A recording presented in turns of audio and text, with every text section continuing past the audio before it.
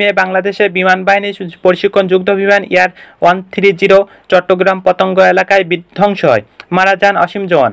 বিমান বাহিনীর পক্ষ থেকে বলা হয়েছে, যান্ত্রিক ত্রুটির কারণে বিমানটি দুর্ঘটনার কবলে পড়ে।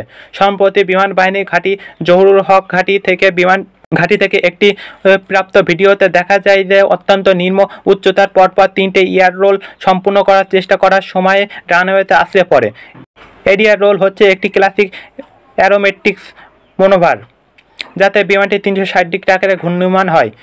অতি উচ্চ গতিতে রানওয়েতে ঘষা খাওয়ার কারণে বিমানটি ফিজিওলজিক্যাল ক্ষতি হয় এবং আগুনের সূত্রপাত ঘটে।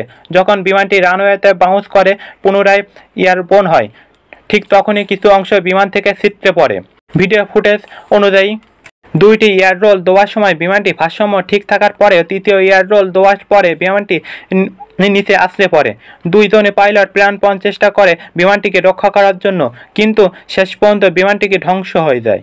আর অসীম জওয়ানের মৃত্যুর কারণ মূলত বিমানটি যখন সোজাভাবে ছিল, কো পাইলট তখনই ডিরেক্ট করে বেরিয়ে গিয়েছিল।